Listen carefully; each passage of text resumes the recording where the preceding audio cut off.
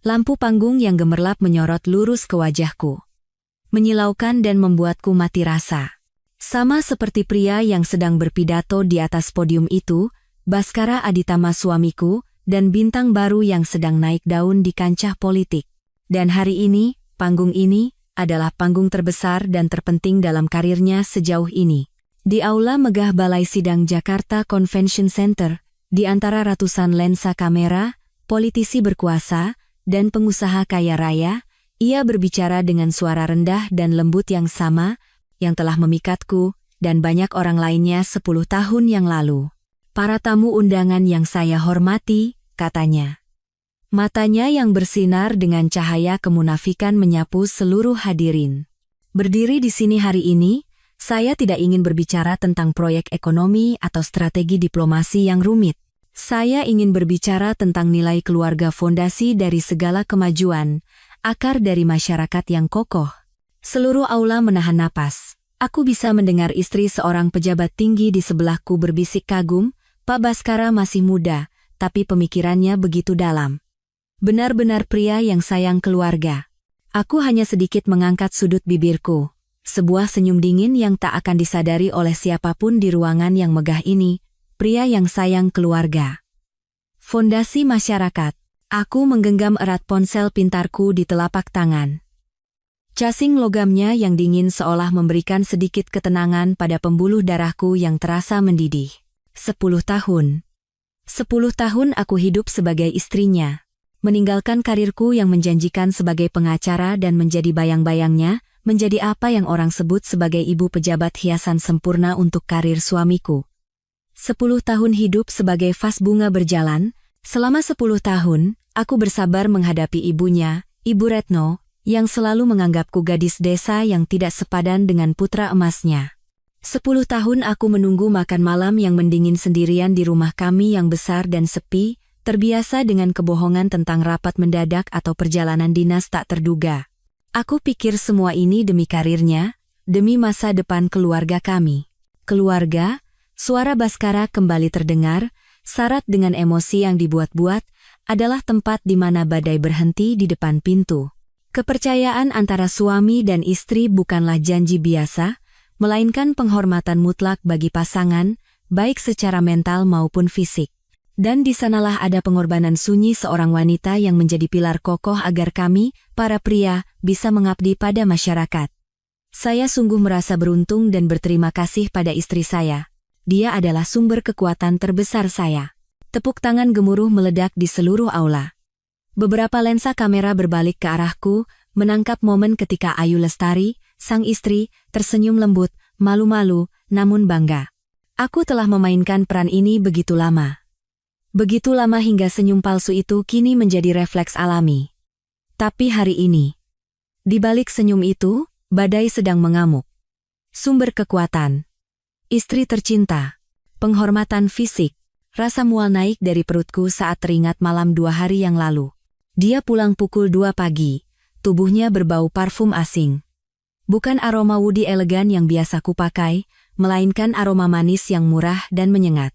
Katanya, dia harus menjamu tamu penting dari Surabaya. Aku tidak bertanya sepatah kata pun, hanya diam-diam menyiapkan piyamanya lalu berbalik. Aku tak ingin melihatnya, tak ingin mencium aroma yang menempel di rambut dan kulitnya. Tapi yang paling mengerikan bukanlah parfum itu. Yang paling mengerikan adalah rekaman suara itu. Rekaman suara takdir yang kutemukan minggu lalu.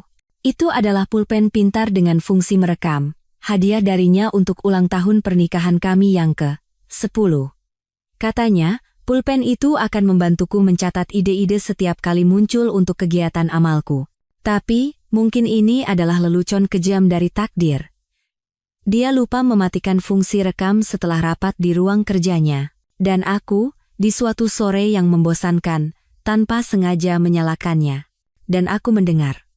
Aku mendengar semuanya. Bukan hanya kata-kata, tapi juga suara.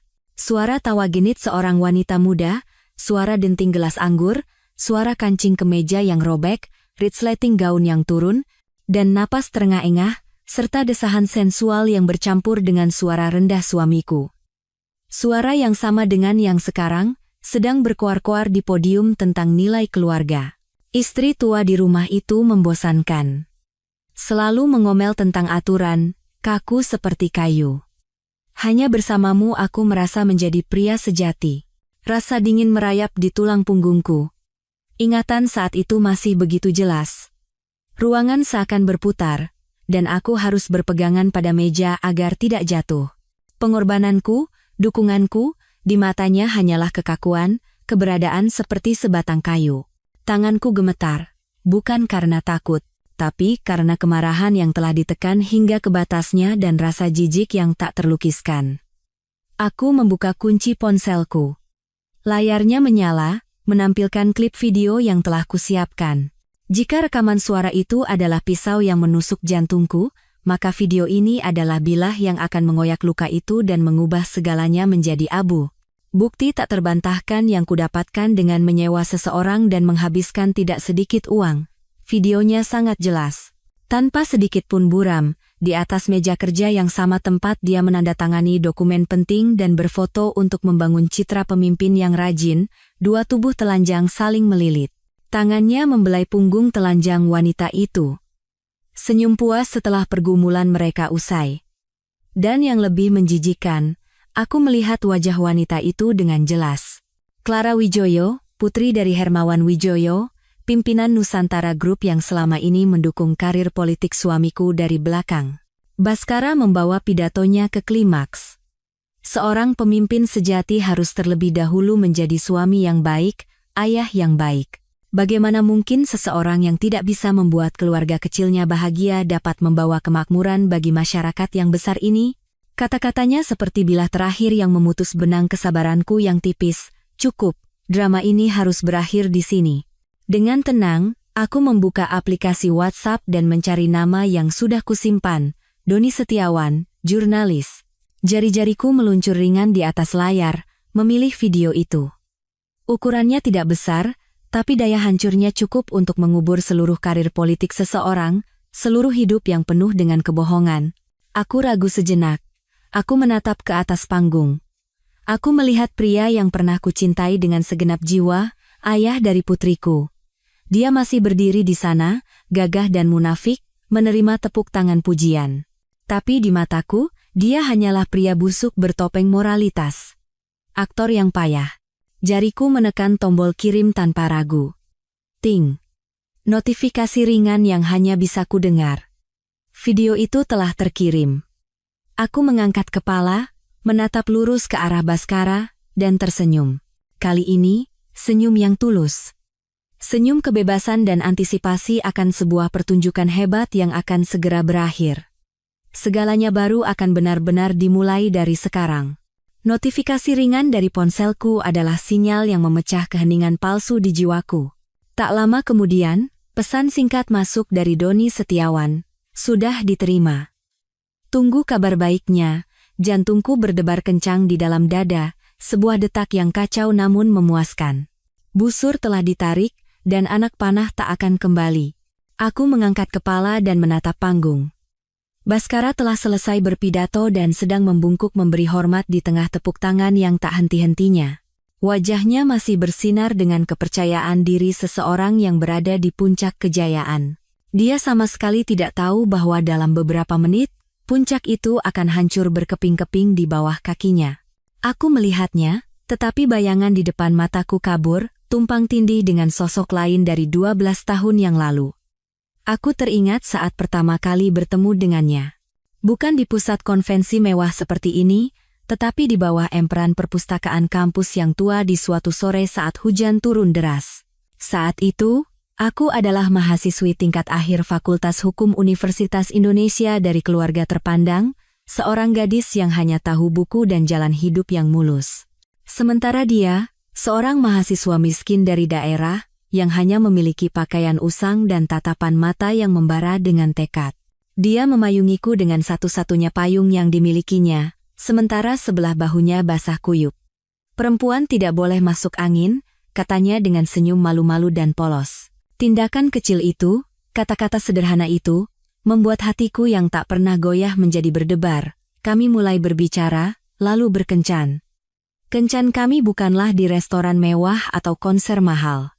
Kencan kami adalah semangkuk bakso panas di warung kaki lima, berjalan santai menyusuri trotoar Jalan Sudirman, dan sore hari duduk di Taman Suropati mendengarkan cerita tentang mimpi-mimpinya yang besar. Katanya, dia ingin menjadi politisi bukan untuk menjadi kaya, tetapi untuk mengubah masyarakat, untuk memberikan kehidupan yang lebih baik bagi orang-orang miskin sepertinya.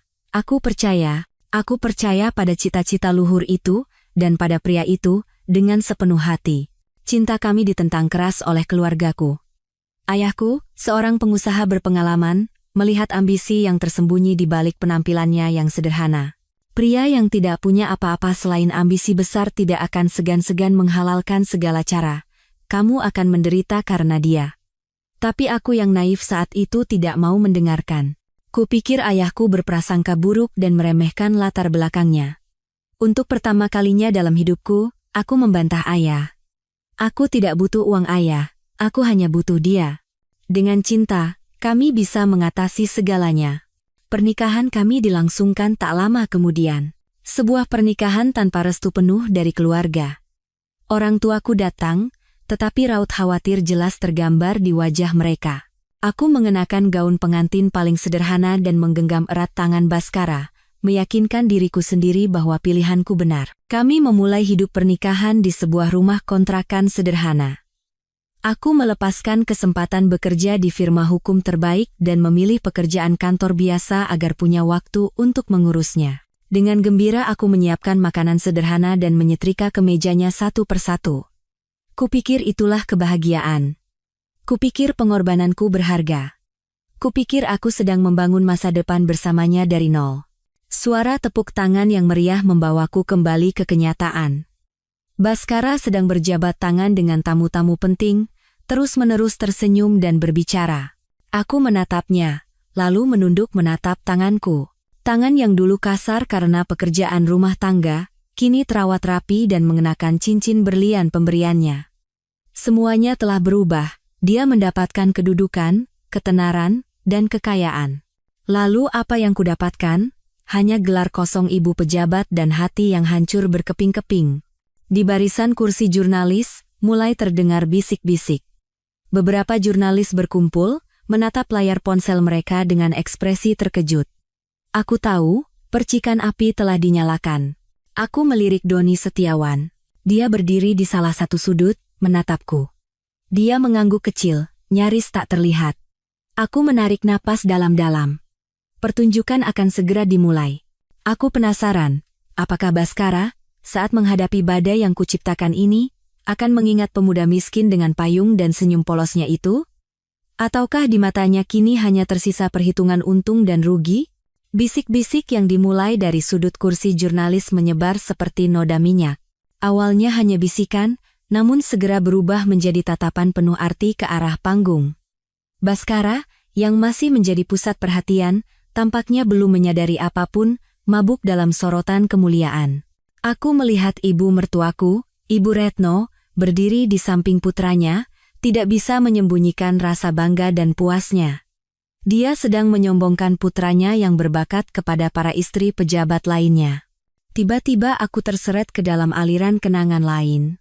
Kenangan yang tidak lagi berwarna merah jambu cinta pertama, melainkan dipenuhi warna kelabu kehidupan pernikahan.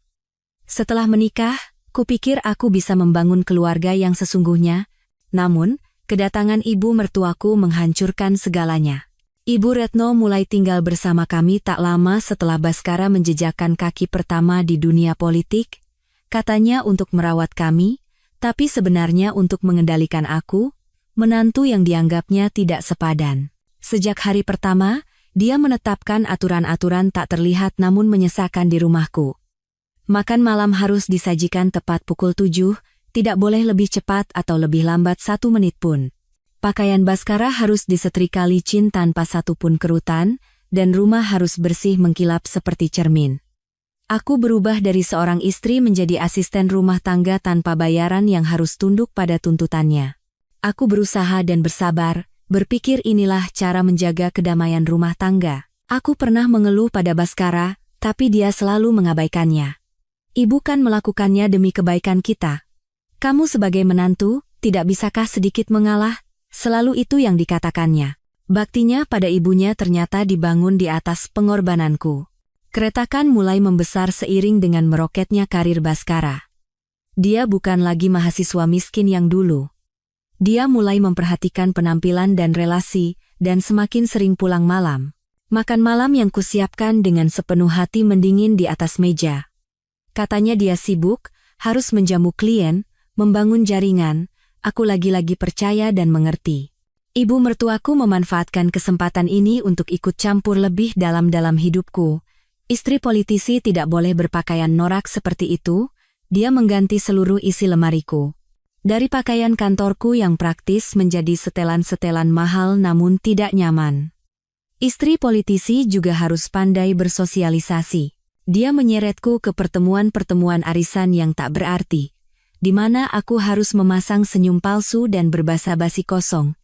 Aku merasa seperti boneka. Boneka yang didandani pakaian mewah dan dikendalikan demi gengsi mereka. Aku kehilangan diriku sendiri. Puncaknya adalah saat aku mengandung putri pertama kami, Kirana. Kupikir kehadiran seorang anak akan menghangatkan suasana keluarga, membuat Baskara lebih memperhatikanku. Tapi tidak. Ketika tahu aku mengandung anak perempuan, ibu mertuaku menghela napas panjang. Anak pertama kok perempuan? Nanti siapa yang bisa diandalkan untuk meneruskan garis keturunan? Dia membawakanku segala macam jamu dan memaksaku meminumnya. Katanya untuk mengubah peruntungan. Baskara tidak menentang, tidak juga membelaku, dia hanya diam. Keheningan itu lebih menakutkan dari 1000 hardikan. Itu artinya dia setuju dengan pemikiran ibunya. Dia juga mendambakan seorang putra untuk meneruskan namanya dan memoles citra politiknya. Aku merasa sangat kesepian di rumahku sendiri, di dalam pernikahanku sendiri. Aku bukan lagi Ayu Lestari. Aku hanyalah mesin reproduksi, sebuah alat untuk memenuhi ambisi suamiku dan gengsi ibu mertuaku. Getaran ringan dari ponsel di dalam tas tanganku menarikku kembali ke masa kini. Diam-diam ku buka, sebuah tautan dari Doni Setiawan. Ku klik, dan laman sebuah portal berita online terkemuka muncul. Mataku terpaku pada tajuk berita yang mengejutkan. Eksklusif berpidato tentang nilai keluarga. Politisi terkemuka diduga berskandal dengan putri konglomerat. Di bawahnya, ada sebuah foto yang diburamkan. Namun cukup jelas menunjukkan sosok Baskara dan Clara Wijoyo sedang berpelukan mesra di sebuah bar. Jantungku berdebar seakan mau meledak. Lebih cepat dari yang kuduga. Doni telah bergerak. Badai baru saja dimulai. Aku menatap ke arah Baskara. Seorang ajudan muda dengan wajah pucat pasi berlari tergopoh-gopoh ke arahnya sambil memegang ponsel. Tampaknya, sang tokoh utama drama kita akhirnya akan menerima kabar gembira itu. Ajudan muda itu berbisik di telinga Baskara. Tangannya masih terpaku pada layar ponsel. Senyum yang tadinya merekah di bibir suamiku seketika membeku. Dia merebut ponsel itu dan menatap tajam ke layarnya. Aku bisa melihat dengan jelas bagaimana warna wajahnya berubah, dari terkejut, menjadi tidak percaya, lalu menjadi pucat pasi karena ketakutan. Para tamu di sekitarnya mulai menyadari ada yang tidak beres. Suara tawa mereda, dan tatapan penasaran mulai terarah padanya. Keretakan pertama pada drama megah di atas panggung ini telah muncul. Melihat kepanikannya, bukannya merasa puas, anehnya aku merasakan kepahitan yang ganjil. Aku teringat saat aku menemukan kebenaran itu, momen yang 1000 kali lebih mengerikan dan menyakitkan.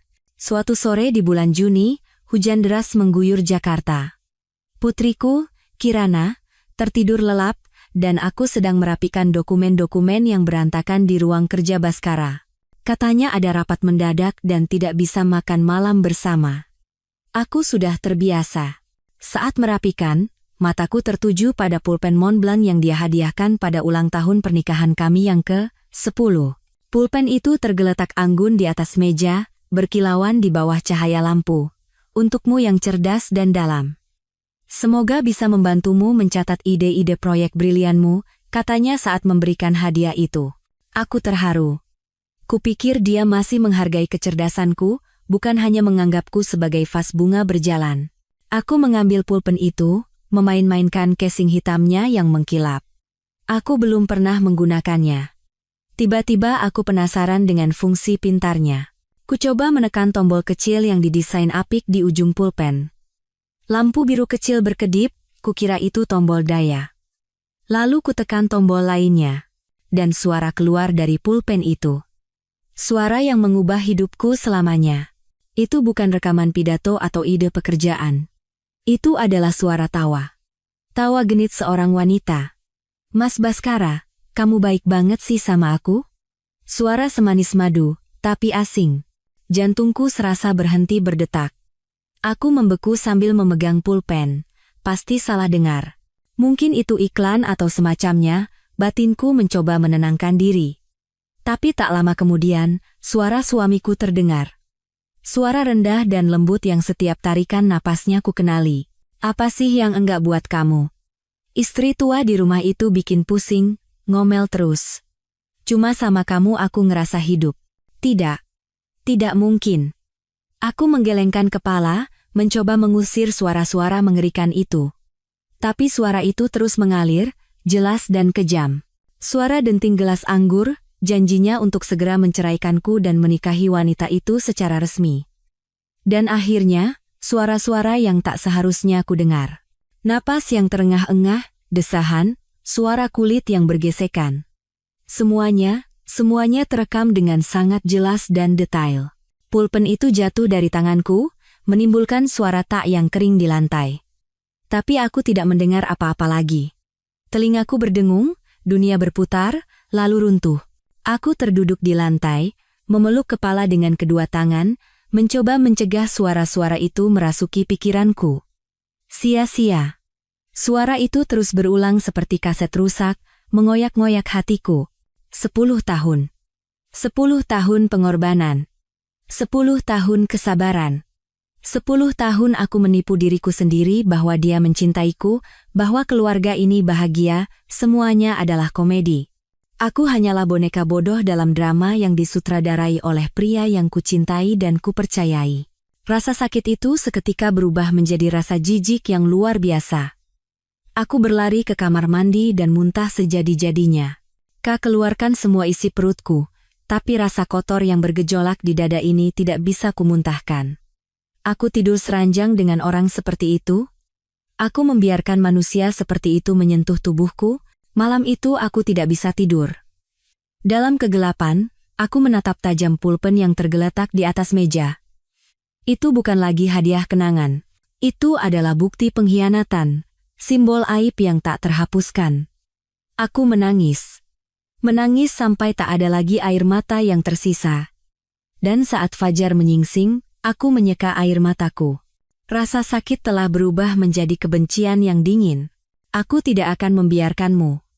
Kau akan membayar semua yang telah kau lakukan. Aku mengangkat kepala dan menatap panggung. Baskara berusaha menjaga ketenangannya, tetapi kedua tangannya yang gemetar mengkhianati segalanya. Dia sedang memberi instruksi pada para ajudannya. Mungkin mencoba memadamkan api. Tapi dia tidak tahu, ini hanyalah percikan kecil. Sebuah kebakaran besar telah menantinya. Pidato telah berakhir. Baskara, dikelilingi oleh ajudan dan pengawal yang membentuk perisai untuk menghalau kerumunan wartawan yang siap menerkam, bergegas meninggalkan panggung. Dia meninggalkan tempat ini untuk pulang, untuk menghadapiku. Aula konvensi menjadi kacau balau. Para wartawan, seperti hiu yang mencium bau darah, saling mendorong dan berteriak untuk mendekati Baskara. "Pak Baskara, tolong beri komentar tentang kebenaran rumor ini. Apakah wanita di foto itu benar Clara Wijoyo, putri pimpinan Nusantara Group? Tidakkah Anda merasa pidato Anda tentang nilai keluarga bertentangan dengan tindakan Anda saat ini?" Pertanyaan-pertanyaan tajam menghujaninya. Baskara tidak menjawab. Dengan wajah pucat pasi dan dikawal ketat, dia langsung menuju pintu keluar darurat. Aku tetap duduk di tempatku, mengamati komedi ini dalam diam. Ibu mertuaku, Ibu Retno, juga tampak syok. Dia mencoba maju dan berteriak, "Minggir. Ini fitnah. Ini ulah orang-orang yang ingin menjatuhkan anak saya." Tapi suaranya segera tenggelam dalam keramaian. Aku bangkit dari kursi dan dengan tenang keluar dari aula melalui lorong lain, menghindari kekacauan. Aku tidak ingin menjadi bagian dari sirkus itu. Sopir pribadiku sudah menunggu di depan pintu. Kita pulang, kataku dengan suara yang anehnya tenang. Duduk di dalam sedan mewah, melintasi jalanan Jakarta yang gemerlap, aku merasakan keheningan yang menakutkan. Aku tahu badai baru saja dimulai, dan angin topan yang sesungguhnya menungguku di rumah. Aku teringat malam saat aku menghadapinya. Malam yang benar-benar membunuh sisa cinta dan rasa hormat yang kumiliki untuknya. Setelah mendengar rekaman itu, aku tidak langsung membuat keributan. Aku berpikir sepanjang hari, mencoba menata emosiku yang kacau. Apakah aku melakukan kesalahan? Apakah pernikahan ini masih bisa diselamatkan? Tapi saat ku dengar lagi kata-kata kejam dan suara-suara menjijikan itu, aku tahu semuanya sudah berakhir. Malam itu, aku tidak memasak makan malam. Aku duduk di ruang keluarga yang gelap, menunggunya pulang. Pulpen itu tergeletak di atas meja kopi. Dia pulang cukup larut, dan tubuhnya masih berbau parfum wanita itu. Melihat rumah yang gelap, dia menggerutu, "Kenapa gelap begini? Kamu nggak masak?" Tanpa berkata apa-apa, aku menekan tombol putar pada pulpen itu. Suara-suara yang familiar memenuhi keheningan ruangan. Tawa, desahan, suaranya. Wajah Baskara berubah drastis, dari terkejut, menjadi ngeri, lalu marah. Dia berlari merebut pulpen itu dan mematikannya. "Dari mana kamu dapat ini? Kamu memata-mataiku." Tidak ada sedikit pun rasa bersalah atau permintaan maaf. Reaksi pertamanya adalah menuduhku. "Aku tidak perlu memata-mataimu," jawabku dengan suara sedingin es. "Itu hadiah ulang tahun pernikahan ke-10 darimu, kamu lupa." Baskara terdiam. Dia menatapku. Tatapannya tidak lagi memiliki kelembutan yang biasa. Tatapan yang asing, dingin, dan penuh perhitungan. Kukira dia akan berlutut memohon, mencari alasan, atau merayuku. Tapi tidak. Dia menjatuhkan diri ke sofa, menenggak segelas whisky, lalu menatapku dengan tatapan menantang. "Baik. Kalau kamu sudah tahu semuanya, tidak ada lagi yang perlu disembunyikan." Benar. Aku punya hubungan dengan Clara. Aku membeku. Aku kehabisan kata-kata mendengar kejujurannya yang kurang ajar. "Kenapa?" bisikku, sebuah pertanyaan yang lemah dan tak berarti. "Kenapa?" Dia tertawa sinis. "Tanya pada dirimu sendiri, Ayu. Selama 10 tahun ini, kamu jadi orang seperti apa? Kamu bukan lagi mahasiswi hukum yang cerdas dan tajam. Kamu hanya ibu rumah tangga yang membosankan. Selalu bicara soal anak, dapur, dan kegiatan amal tidak penting itu. Apa kamu tahu betapa membosankannya melihat wajah patuhmu itu, kehidupan yang terkurung dalam cetakan yang kamu dan ibuku ciptakan?" Setiap kata-katanya adalah pisau yang mengiris hatiku. Pengorbananku, dedikasiku, di matanya hanyalah kebosanan. Tapi Clara berbeda, lanjutnya dengan suara menerawang. Dia muda, bersemangat, cerdas. Dia mengerti aku, mendukung karirku. Saat bersamanya, aku baru merasa hidup. "Lalu aku dan anak kita, apa di matamu?" teriakku, tak tahan lagi. Air mata akhirnya tumpah. "Kamu tetap istriku, dan ibu dari anakku," katanya dengan suara yang menakutkan tenangnya. "Asal kamu diam, semuanya akan berjalan seperti biasa. Kamu akan tetap hidup sebagai istri politisi yang dikagumi orang. Pria mana yang tidak punya wanita simpanan? Yang penting kan dia tahu jalan pulang." Aku menatapnya. Pria yang pernah kucintai dengan segenap hati kini tampak seperti monster asing. Moralitas, rasa malu, kasih sayang, semua itu seolah tidak ada baginya. Yang tersisa hanyalah egoisme, ambisi, dan kesombongan yang menjijikkan. "Pergi," geramku. "Pergi dari rumahku." Baskara bangkit dan merapikan pakaiannya. Dia menatapku dengan tatapan kasihan. "Pikirkan baik-baik, Ayu. Jangan hancurkan segalanya karena emosi sesaat. Tanpa aku, kamu bukan apa-apa." Meninggalkan kata-kata itu, dia berbalik pergi. Meninggalkanku sendirian di ruangan yang dingin dengan hati yang hancur berkeping-keping. Audi hitam milik Baskara yang kukenali berhenti mendadak di belakang mobilku. Dia melompat keluar dari mobil dengan wajah memerah karena marah. Kemarahan mengaburkan wajah tampannya. "Ayu, apa yang sudah kamu lakukan?" teriaknya sambil berlari dan mencengkeram lenganku dengan kasar. Rasanya tulangku akan remuk, tapi aku tidak gentar sedikit pun. Aku menatap matanya dengan dingin dan menyentakkan lenganku. Jauhkan tangan kotormu dariku. Suaraku tidak keras, tetapi penuh kekuatan yang membuatnya tertegun sejenak. Berani kamu bicara seperti itu padaku? Geramnya. Apa kamu sadar apa yang sudah kamu hancurkan? Karirku. Kehormatanku. Semuanya hancur karena kecemburuan bodohmu. Cemburu? Aku tertawa. Tawa dingin yang menggema di udara malam. Kamu pikir aku melakukan semua ini karena cemburu? Kamu terlalu percaya diri, Baskara. Kamu tidak pantas mendapatkannya. Lalu apa? Jijik, kataku, menekankan setiap suku kata. Aku jijik dengan kemunafikanmu. Muak melihatmu berkhotbah tentang moral di atas panggung sementara di belakang kau melakukan segala perbuatan kotor. Kamu tidak hanya mengkhianatiku, tapi juga semua orang yang mempercayaimu. Baskara kehabisan kata-kata karena marah. Dia mengangkat tangannya hendak menamparku, tapi aku bukan lagi Ayu Lestari yang lemah. Aku mundur selangkah dan menatapnya dengan tatapan setajam silet. Coba saja sentuh aku sekali lagi. Video itu tidak akan berhenti di satu portal berita. Akan tersebar ke semua media, dan kau tidak hanya akan kehilangan jabatan, tapi juga akan berurusan denganku di pengadilan atas gugatan cerai dan pencemaran nama baik. Ancamanku berhasil. Tangannya berhenti di udara. Dia menatapku dengan campuran kebencian dan sedikit ketakutan. Tanpa memberinya kesempatan untuk berbicara lagi, aku berbalik dan masuk ke dalam rumah. Pintu besi yang berat tertutup dengan suara blam, seolah mendeklarasikan sebuah perpisahan yang tegas. Di luar, aku masih bisa mendengar dia berteriak dan mengumpat, tapi aku mengabaikannya. Perang yang sesungguhnya baru saja dimulai. Aku langsung menuju kamar tidur dan mengunci pintu. Umpatan Baskara yang terdengar dari luar gerbang rumah terdengar samar, seperti lolongan binatang yang terluka. Aku tidak peduli. Aku bersandar pada pintu kayu yang dingin dan merosot ke lantai. Seluruh tubuhku gemetar. Bukan karena takut, tapi karena kemarahan dan penghinaan telah mencapai puncaknya. Selama 10 tahun terakhir, aku hidup sebagai bayangan yang pendiam dan sabar. Menipu diri sendiri bahwa pengorbananku diperlukan, bahwa keheninganku adalah sebuah kebajikan. Tapi malam ini, aku menyadari kebenaran yang kejam. Keheninganku adalah pembiaran. Pembiaran atas egoismenya, atas pengabaian keluarganya, dan akhirnya, atas pengkhianatannya. Aku tidak bisa hidup seperti ini lagi. Jika aku hanya diam-diam bercerai, dia pasti akan menyusun drama lain.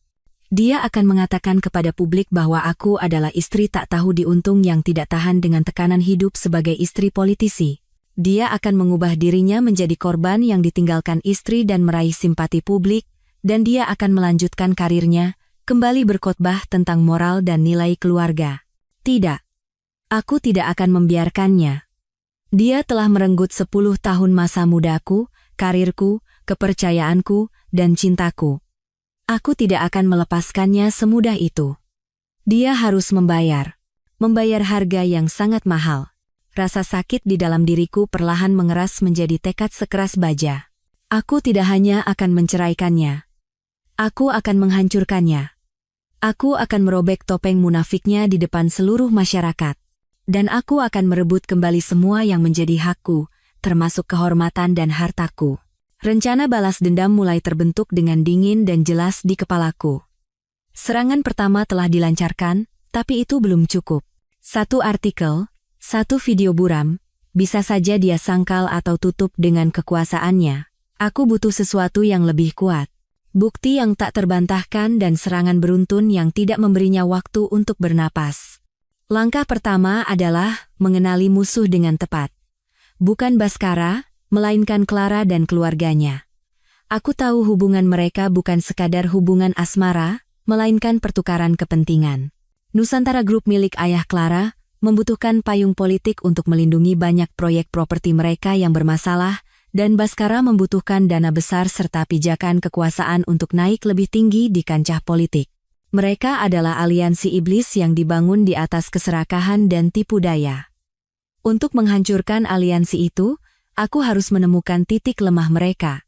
Aku menyalakan komputer dan mulai mencari semua informasi tentang Clara Wijoyo. Dia adalah tipikal anak konglomerat generasi kedua yang terbiasa hidup mewah, terkenal dengan gaya hidup glamor, dan sering berganti pasangan. Media sosialnya dipenuhi foto-foto barang mewah dan perjalanan glamor. Tapi ada satu hal yang aneh. Dia jarang mengunggah foto bersama keluarganya, terutama ayahnya. Tampaknya hubungan mereka tidak semulus kelihatannya. Menggali lebih dalam, aku menemukan fakta menarik. Clara memiliki seorang kakak tiri, Banyu Wirawan, sosok yang hampir terlupakan di keluarga Wijoyo. Dia adalah hasil cinta pertama Hermawan Wijoyo dengan seorang wanita biasa. Setelah Hermawan menikah lagi, Banyu dan ibunya dibuang. Nama kakak tiri ini adalah Banyu Wirawan. Saat ini, dia menjalankan sebuah kantor detektif swasta kecil.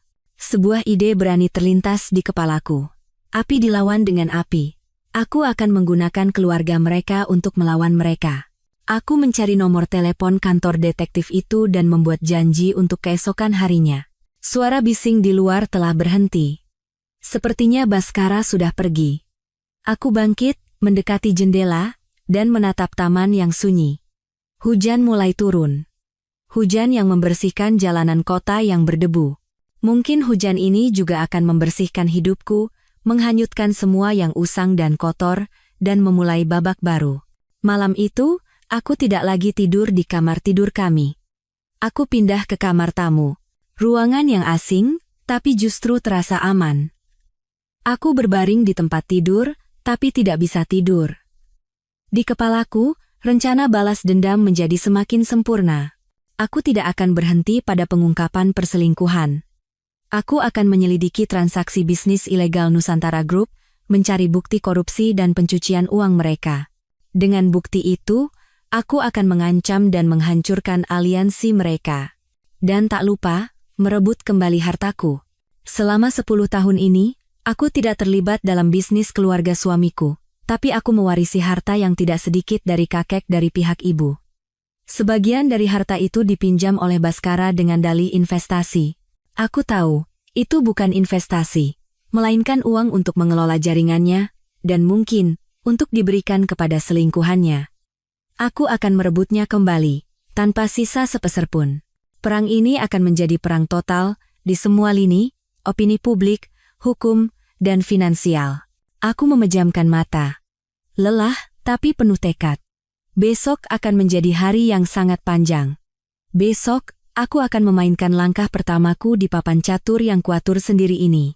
Keesokan paginya, aku terbangun dengan pikiran yang anehnya jernih. Rasa lelah dan sakit kemarin telah hilang, yang tersisa hanyalah tekad yang dingin. Aku memilih setelan kerja berwarna hitam yang tampak kuat dan berwibawa. Aku merias wajah lebih tebal dari biasanya, menutupi lingkaran hitam di bawah mata dan memakai lipstik merah tua. Aku ingin terlihat bukan sebagai istri yang dikhianati, melainkan sebagai prajurit yang akan berperang. Janji temu dengan Doni Setiawan kuatur di sebuah kafe kecil yang tenang di kawasan kota tua. Aku tiba lebih awal dan memilih tempat duduk di sudut. Doni tiba tepat waktu, masih dengan penampilan gesit dan bersemangat seorang jurnalis muda. "Selamat pagi, Bu Ayu," sapanya, masih mempertahankan sikap hormat. Berita kemarin hanyalah tembakan pembuka. Saya sudah menyiapkan serangkaian artikel lanjutan, tapi saya butuh informasi lebih lanjut dari Ibu. "Saya tahu," jawabku sambil mendorong sebuah map tipis ke arahnya. "Ini semua yang saya tahu tentang Clara dan Nusantara Group. Saya ingin Anda menyelidiki lebih dalam tentang proyek-proyek properti mereka, terutama yang memiliki masalah hukum." Doni menerima map itu dan membacanya sekilas. Matanya berbinar. "Baik, Bu. Ini bidang saya. Jangan khawatir. Selama ada petunjuk, saya pasti akan menemukannya. Saya percaya padamu," kataku. "Tapi hati-hati. Hermawan Wijoyo bukan lawan yang mudah. Mereka bisa melakukan apa saja untuk membungkammu." "Saya tahu." Doni mengangguk tanpa sedikit pun rasa takut. "Tapi saya paling benci ketidakadilan dan kemunafikan. Kasus ini akan saya usut sampai tuntas." Pertemuan dengan Doni memberiku keyakinan lebih. Aku telah memilih orang yang tepat. Dia bukan sekadar jurnalis, melainkan seseorang yang memiliki idealisme dan siap berjuang demi kebenaran. Setelah meninggalkan kafe, aku menuju tempat pertemuan kedua yang lebih penting. Kantor detektif swasta Manikam terletak di lantai atas sebuah gedung tua. Sangat kontras dengan kemewahan Nusantara Group. Kakak tiri Clara, Banyu Wirawan, berbeda dari bayanganku. Dia tidak memiliki penampilan kasar atau misterius seorang detektif swasta. Dengan kacamata dan sikap tenangnya, dia lebih terlihat seperti seorang intelektual. Ibu Ayu Lestari, katanya dengan suara pelan dan agak berjarak. Silakan duduk. Ada yang bisa saya bantu? Aku tidak berbasa-basi. Saya ingin menyewa Anda untuk menyelidiki adik Anda, Clara Wijoyo, dan ayah Anda, Hermawan Wijoyo. Banyu tidak menunjukkan ekspresi terkejut sama sekali. Dia hanya menatapku dalam diam. Tatapan di balik kacamatanya sulit dibaca. Boleh saya tahu alasannya? Tanyanya. Karena mereka telah menghancurkan rumah tangga saya, dan saya yakin mereka juga melakukan banyak hal ilegal lainnya. Anda tahu bahwa saya adalah kakak Clara? Saya tahu, jawabku. Dan saya juga tahu hubungan Anda dengan mereka tidak baik. Saya tahu betapa tidak adilnya perlakuan yang Anda dan ibu Anda terima.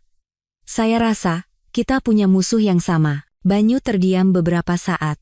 Dia bangkit, berjalan ke jendela, dan menatap keluar. Benar. Saya tidak menyukai mereka, akhirnya dia berkata, suaranya mengandung kepahitan. Tapi mereka tetap keluarga saya. Anda tidak perlu melakukan sesuatu yang bertentangan dengan hati nurani Anda, potongku. Saya hanya butuh informasi. Informasi yang saya yakin bisa Anda akses. Jadwal Clara, hubungan-hubungannya, rahasia-rahasia yang disembunyikan Hermawan Wijoyo. Sebagai imbalannya, saya akan membayar jumlah yang pantas. Aku meletakkan selembar cek kosong di atas meja. Anda bisa menuliskan angka berapapun yang Anda mau. Banyu berbalik dan menatapku dan cek itu bergantian. Dia tidak mengambil cek itu. Saya tidak butuh uang, katanya. Tapi saya punya satu syarat. Syarat apa? Berjanjilah satu hal. Ketika Anda sudah punya cukup bukti untuk menjatuhkannya, beri saya kesempatan untuk menghadapinya secara langsung. Saya ingin menanyakan satu pertanyaan yang sudah saya simpan di hati selama 30 tahun. Aku menatap mata Banyu. Di dalamnya, tidak ada keserakahan, melainkan rasa sakit dan kerinduan untuk diakui. Aku mengerti perasaan itu. Baik. Saya berjanji, kataku. Jabat tangan kami menyegel aliansi baru. Aliansi yang dibangun di atas rasa sakit dan kerinduan akan keadilan. Kini aku memiliki dua sekutu kuat yang akan membantuku, baik di terang maupun di gelap. Mesin balas dendamku telah resmi beroperasi. Malam itu, Baskara tidak pulang. Mungkin dia tidak punya nyali untuk menghadapiku, atau mungkin dia sedang mencari penghiburan di sisi kekasihnya. Aku tidak peduli. Aku punya banyak hal yang lebih penting untuk dilakukan. Aku mulai menata ulang hidupku. Aku menelepon ayahku, memberitahunya singkat bahwa aku akan menceraikan Baskara. Ayah tidak terkejut. Beliau hanya berkata, pulanglah, nak. Ayah dan ibu selalu ada di sini. Kata-kata ayah menghangatkan hatiku, tapi aku belum bisa pulang sekarang, perang belum usai. Aku harus tetap di sini dan menyelesaikan semuanya. Saat itulah teleponku berdering. Nomor tak dikenal. Seorang sekutu yang sama sekali tak terduga akan muncul. Aku ragu sejenak menatap nomor asing itu. Setelah serangkaian kejadian ini, aku menjadi waspada terhadap segalanya.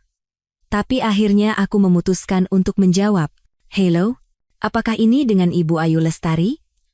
Terdengar suara seorang wanita muda di seberang sana. Agak gemetar dan ketakutan. "Iya betul. Siapa ini?"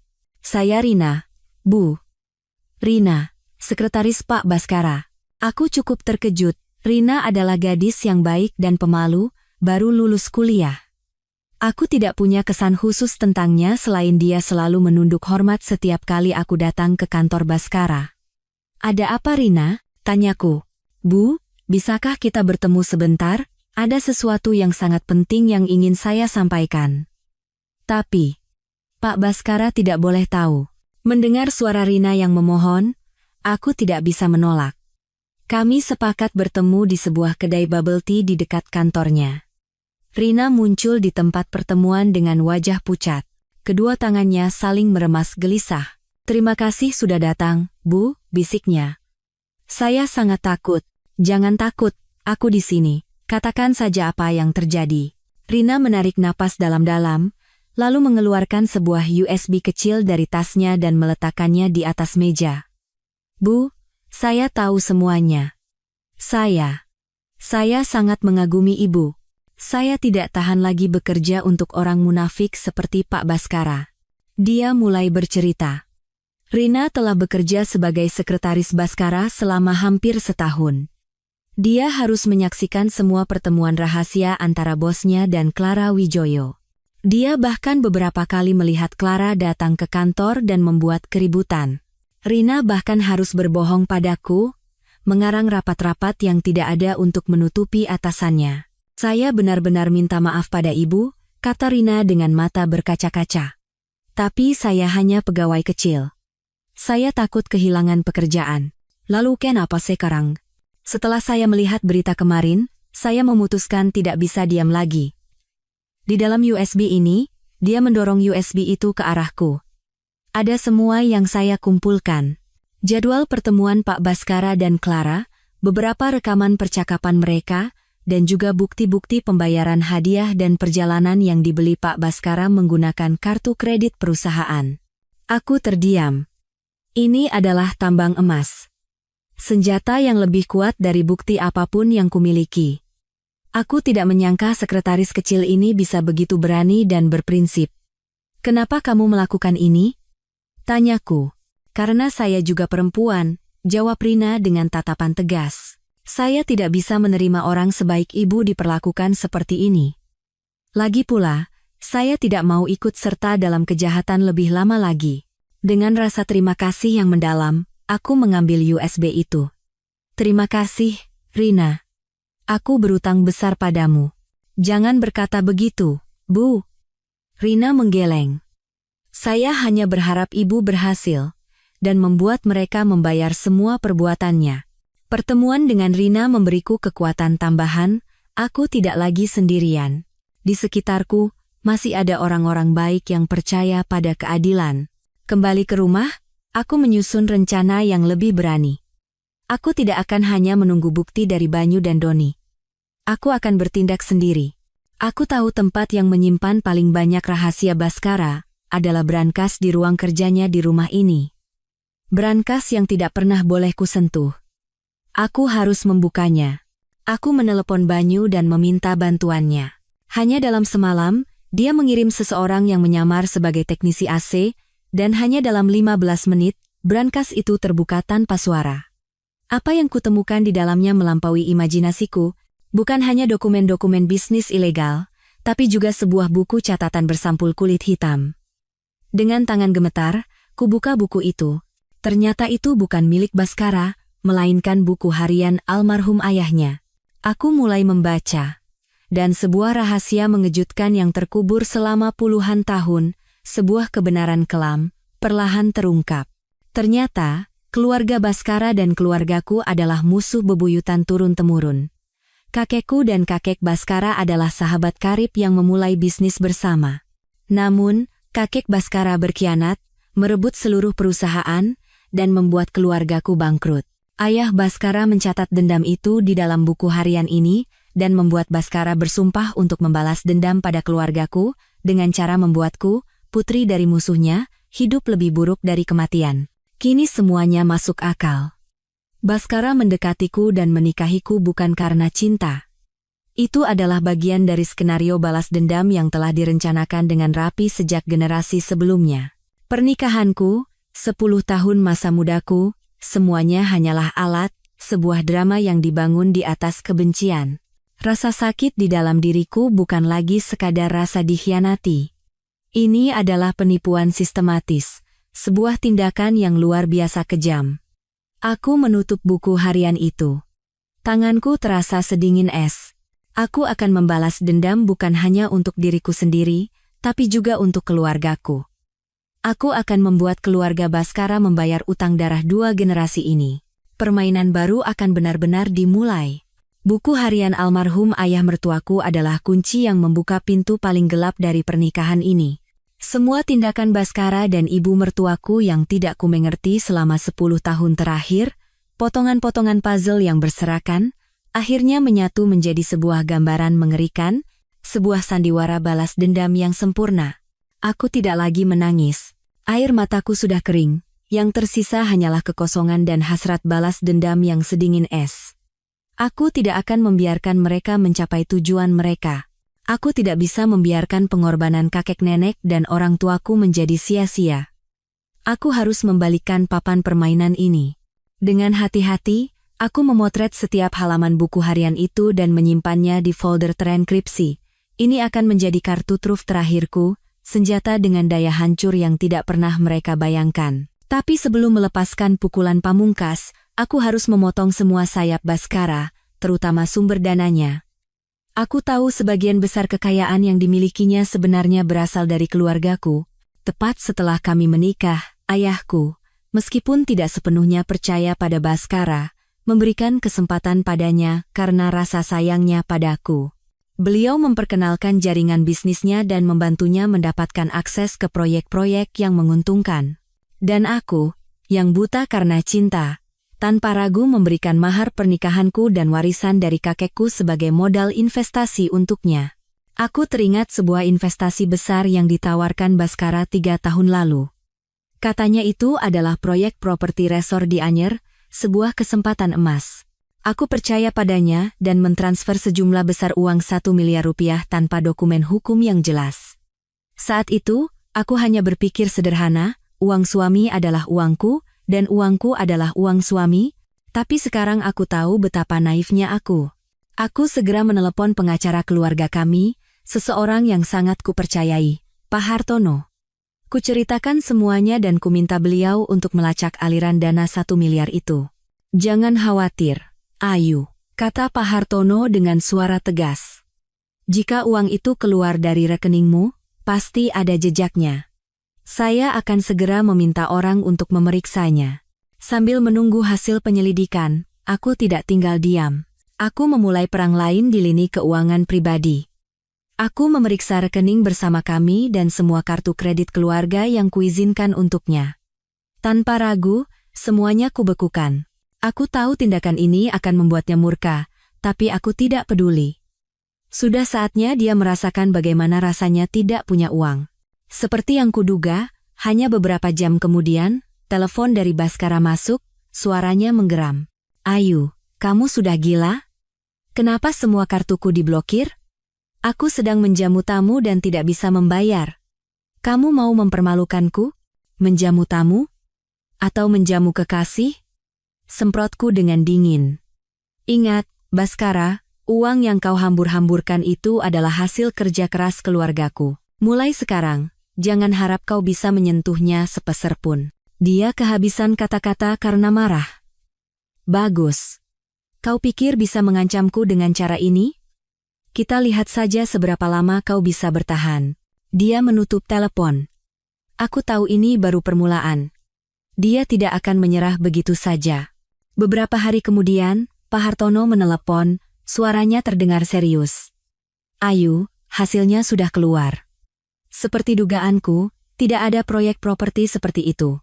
Uang 1 miliar itu, setelah keluar dari rekeningmu, melewati 3 perusahaan cangkang, dan akhirnya digunakan untuk membeli sebuah villa mewah di Pondok Indah.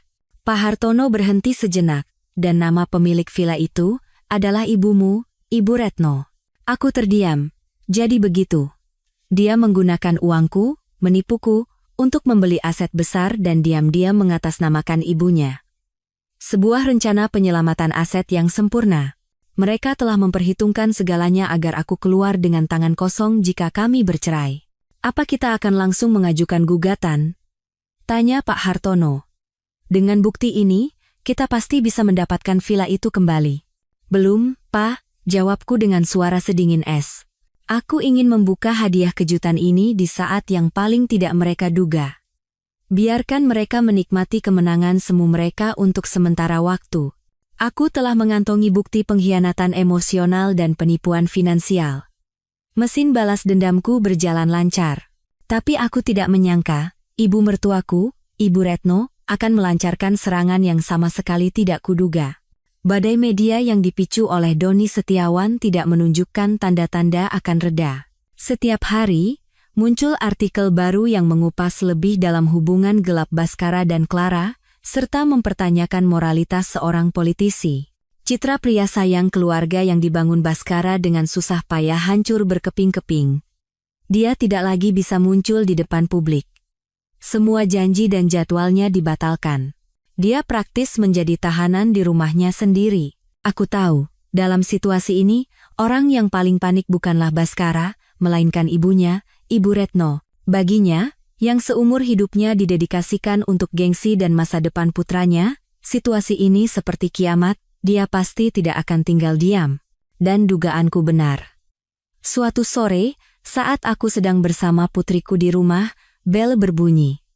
Dari layar interkom, kulihat Ibu Retno berdiri di luar. Wajahnya kuyu, tapi tatapannya masih setajam silet. Aku tidak ingin menemuinya, tapi aku tahu menghindar bukanlah solusi. Kuizinkan asisten rumah tangga untuk membukakan pintu. Tanpa basa-basi, dia masuk ke rumah dan langsung menghampiriku yang sedang duduk di sofa. "Sekarang kau puas?" Semprotnya dengan suara penuh kebencian. "Kau sudah menghancurkan hidup anakku, menghancurkan keluarga ini. Puas kau?" "Ibu," jawabku dengan tenang, sengaja menggunakan sapaan yang terasa asing. "Yang menghancurkan keluarga ini bukan saya." Sebaiknya ibu bertanya lagi pada putra kesayangan ibu, apa yang telah dilakukannya. "Berani kau menjawabku?" Dia menunjuk wajahku. "Pria selingkuh itu biasa. Hanya iseng sesaat. Nanti juga akan kembali ke anak istrinya. Kenapa kau besar-besarkan masalah ini? Apa kau tidak sadar kau sedang menghancurkan masa depannya?" Aku tidak percaya dengan apa yang kudengar. Logika sakit dan terpelintir itu bisa keluar dari mulut seorang ibu. Iseng sesaat, aku tertawa sinis. Apakah ibu tahu iseng sesaat itu menghabiskan lebih dari 1 miliar uang saya? Apakah ibu tahu pasangan iseng itu sekarang tinggal di villa yang dibelikan putra ibu dengan uang saya? Wajah Ibu Retno berubah, dari marah, menjadi kaget, lalu ngeri. Dia tidak menyangka aku tahu fakta itu. "Kak, kamu bicara apa?" gagapnya. "Saya tidak bicara omong kosong. Semua buktinya ada pada saya," kataku tegas. "Kedatangan ibu ke sini pasti bukan hanya untuk memak-maki saya, kan? Katakan saja apa yang ibu inginkan." Ibu Retno menarik napas dalam-dalam, mencoba menenangkan diri. Dia duduk di kursi dan mengubah sikapnya 180 derajat. Dari mengancam menjadi membujuk. "Ayu, ibu tahu kau marah, tapi masalah sudah sejauh ini, kita sebagai keluarga harus mencari solusi. Ibu akui Baskara salah, tapi dia suamimu, ayah Kirana. Jangan dorong dia ke jurang karena emosi sesaat." "Yadi, apa maksud ibu?" "Begini saja." Matanya bersinar penuh perhitungan. "Kau diam untuk sementara waktu, jangan bocorkan apa-apa lagi ke media. Nanti kalau sudah reda, Baskara akan memutuskan hubungannya dengan gadis itu. Dia akan setia padamu dan Kirana. Dan kau lahirkan 1 anak laki-laki lagi untuknya. Kalau sudah ada anak laki-laki, dia tidak akan macam-macam di luar. Posisimu di rumah ini juga akan kuat. Bukankah itu yang terbaik untuk kita semua?" Aku kehabisan kata-kata. Bahkan dalam situasi seperti ini, dia sama sekali tidak menyadari kesalahan putranya. Yang ada di pikirannya hanyalah cara melindungi karir putranya dan mendapatkan cucu laki-laki penerus keturunan. Perasaanku, lukaku, tidak ada nilainya di matanya. "Silakan pulang," kataku dengan suara sedingin es. "Saya tidak punya apa-apa lagi untuk dibicarakan dengan ibu."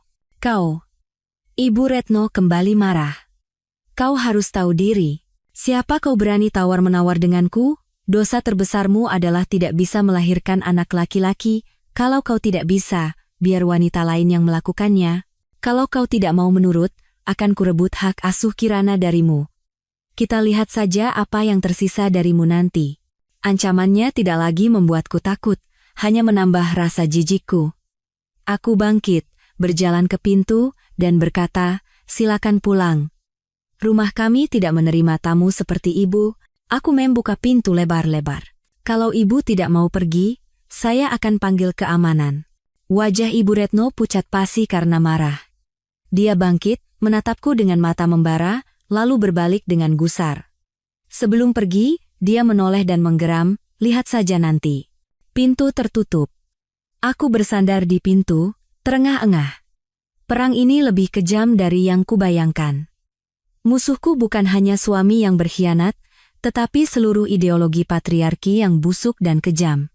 Tapi aku tidak akan mundur. Aku akan berjuang sampai akhir, bukan hanya untuk diriku sendiri, tetapi juga untuk putriku, dan untuk semua wanita yang menanggung ketidakadilan. Kunjungan dramatis Ibu Retno menjadi katalisator yang mempercepat rencanaku. Aku sadar tidak bisa lagi menunggu secara pasif. Mereka sudah mulai menggunakan putriku untuk mengancamku. Itu adalah garis merah yang tidak akan pernah kubiarkan siapapun lewati. Aku segera menelepon Doni Setiawan. "Doni, kita harus bergerak sekarang.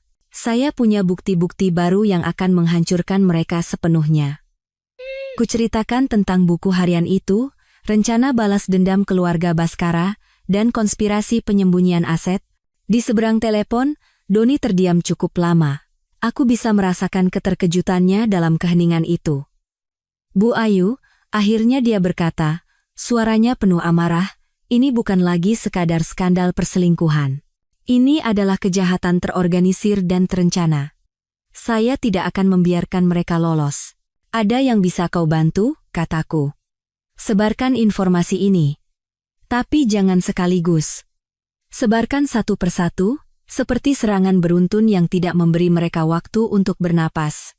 Dan pukulan terakhir harus dilepaskan di saat yang paling krusial." "Saya mengerti maksud ibu," jawab Doni. "Kita akan membuat ini seperti drama multibabak.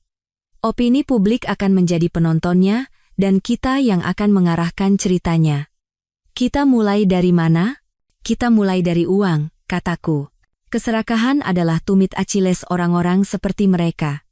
Angkat dulu kasus penyembunyian aset, villa di Pondok Indah itu. Tunjukkan pada publik wajah asli di balik topeng politisi bermoral itu, seorang penipu yang menggelapkan harta istrinya." "Baik, Bu. Saya akan segera kirim orang untuk verifikasi. Paling lambat 2 hari lagi, bom pertama akan meledak." Setelah telepon dengan Doni, aku merasakan dorongan kuat. Aku ingin bertemu Baskara. Aku ingin menatap wajahnya dan menanyakan satu hal. Bukan lagi cinta atau benci. Hanya rasa penasaran yang mengerikan. Aku ingin tahu, sampai sejauh mana seorang manusia bisa menjadi munafik. Aku menelepon nomornya. Kali ini, dia langsung menjawab. Mungkin dia juga sudah menunggu teleponku. "Temui aku," kataku tanpa basa-basi. "Di kafe tua tempat kita pertama kali kencan." "Datang sendiri." Dia terdiam sejenak, lalu setuju. Kafe itu terletak di sebuah gang kecil, masih dengan suasana usang dan syahdu seperti 12 tahun yang lalu. Aku tiba lebih dulu dan memilih tempat duduk di sudut yang biasa kami tempati. Baskara datang tak lama kemudian. Dia tampak sangat kurus dan kuyu. Skandal ini telah merenggut banyak hal darinya. "Ada apa kau memanggilku?" tanyanya. Suaranya tidak lagi arogan, melainkan dipenuhi kelelahan. Tanpa menjawab, aku mendorong ponselku ke arahnya. Di layarnya, terpampang foto-foto buku harian ayahnya yang telah kupotret. Kertas yang menguning, tulisan tangan yang penuh kebencian. Wajah Baskara seketika berubah. Dia menatap layar itu, tangannya gemetar tak terkendali. "Dari mana, Au?" gagapnya.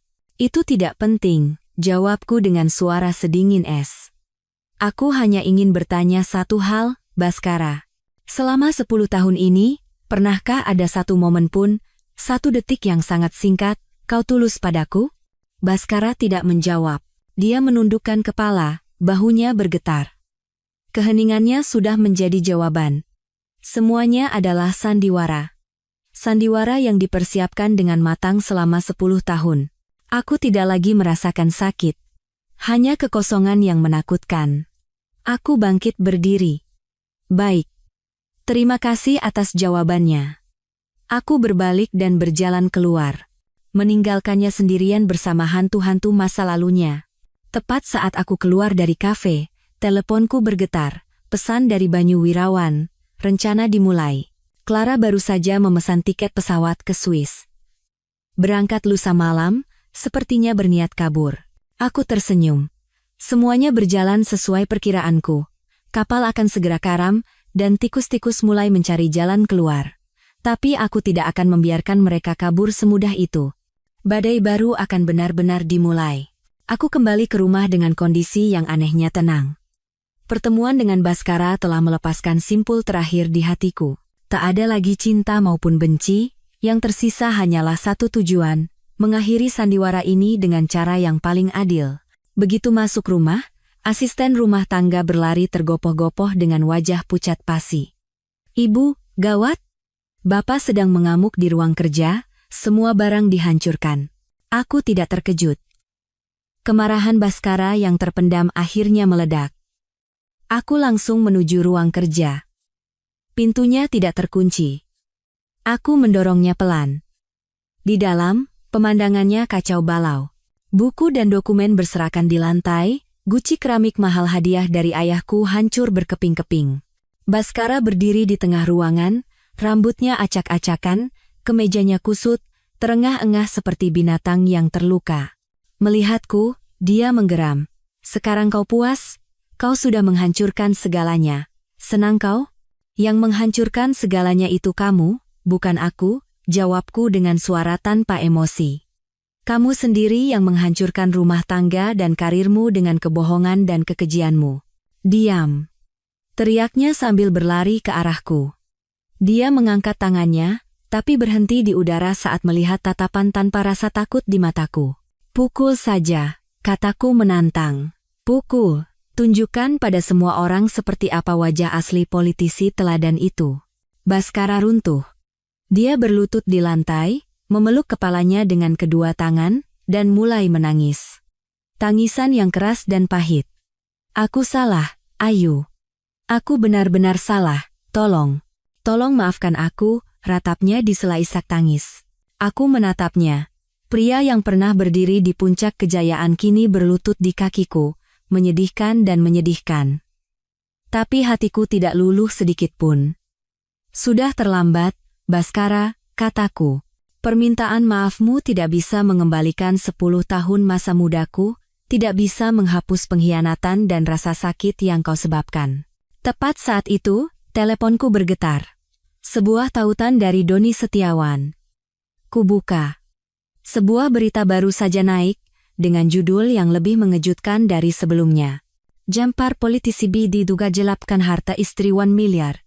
Beli villa atas nama ibu, terangkam pidana penipuan."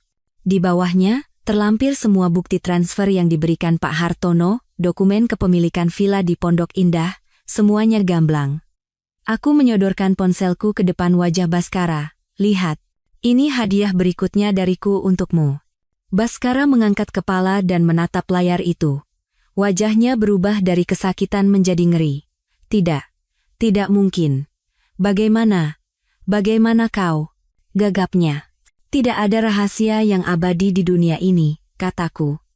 "Terutama rahasia yang dibangun di atas kebohongan." Telepon Baskara berdering keras. "Pasti ibunya." Dengan tangan gemetar dia menjawab. Dari seberang telepon, terdengar jeritan histeris Ibu Retno.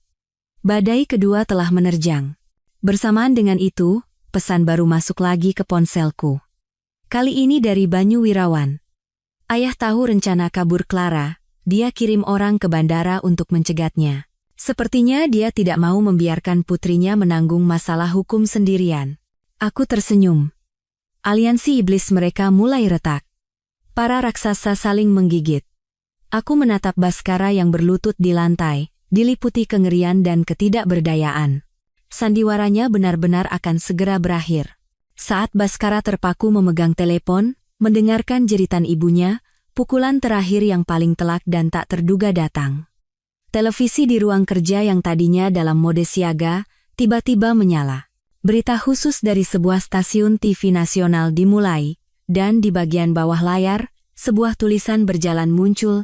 breaking news, bukti-bukti skenario balas dendam keluarga politisi B terungkap, publik gempar. Aku dan Baskara sama-sama membeku. Aku sama sekali tidak tahu tentang ini. Ini bukan rencanaku atau Doni. Siapa? Siapa yang melakukan ini? Di layar, seorang jurnalis senior yang terkenal dengan laporan investigasinya mulai memaparkan kasus. Lalu muncul gambar-gambar yang familiar. Buku harian ayah Baskara yang menguning, tulisan tangan penuh kebencian yang diperbesar dengan jelas.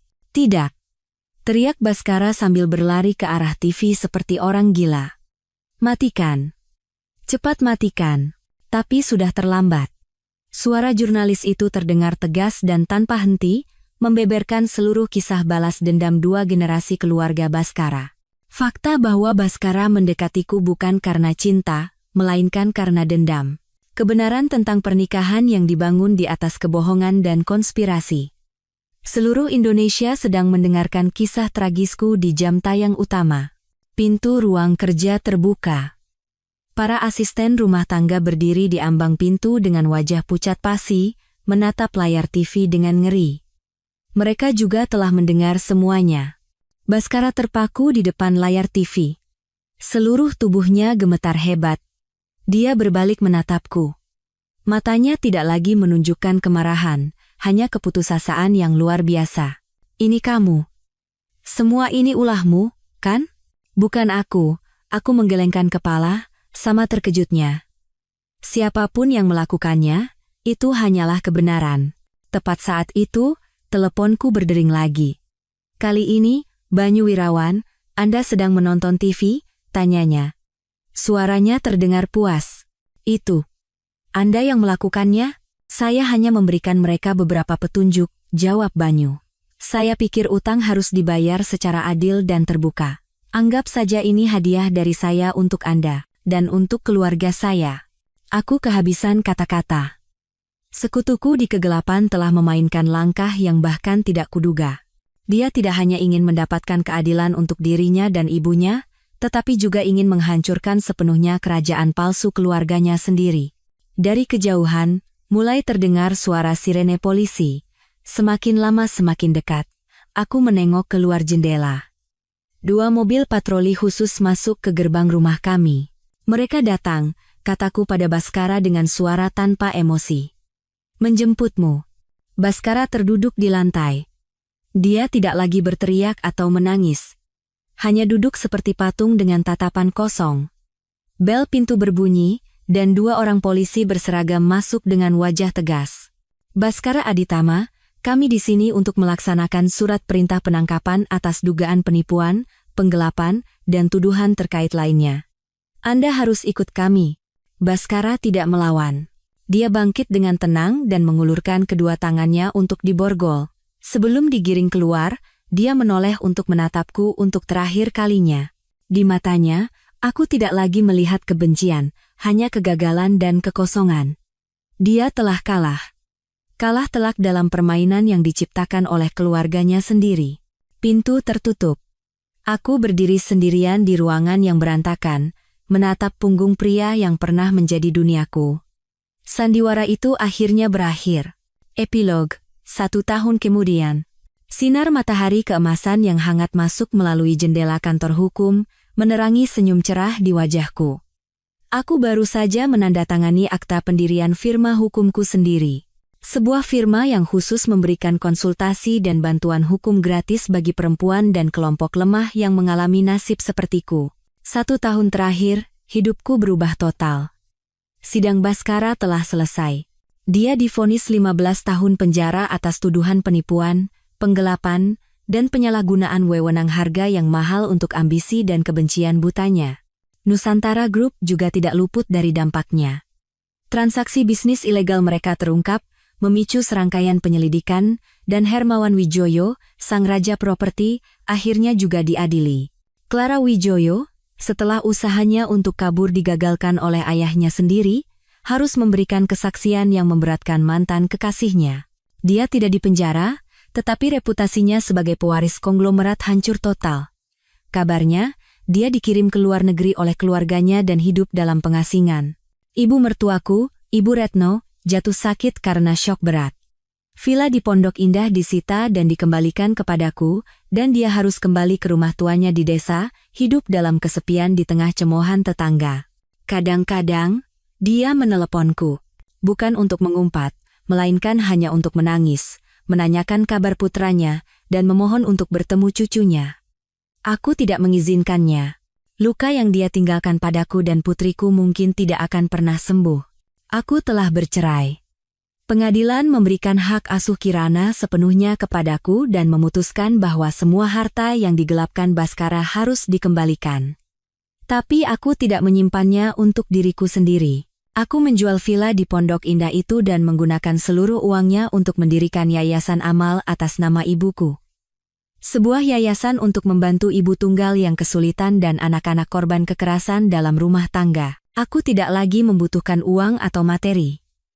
Yang kubutuhkan adalah ketenangan dan hidup yang bermakna. Aku kembali ke duniaku, profesi yang telah kutinggalkan selama 10 tahun, menjadi pengacara. Aku menemukan kebahagiaan dan nilai diriku dalam membantu orang lain, memperjuangkan keadilan bagi mereka yang lemah. Firma hukumku kecil, tapi selalu ramai. Aku bukan hanya menjadi pengacara, tetapi juga pendengar, teman berbagi, dan inspirasi bagi para wanita yang tersesat. Putriku, Kirana, kini tumbuh menjadi gadis yang ceria. Berkat perawatanku dan bantuan psikolog, trauma awalnya perlahan memudar. Dia tidak lagi dihantui oleh masa lalu. Dia tumbuh di lingkungan yang sehat, tanpa kebohongan atau paksaan, di tengah cinta dariku dan kakek neneknya. Dia sangat suka datang ke kantor baruku. Katanya, kalau sudah besar dia ingin menjadi pengacara seperti ibunya, melindungi orang-orang baik.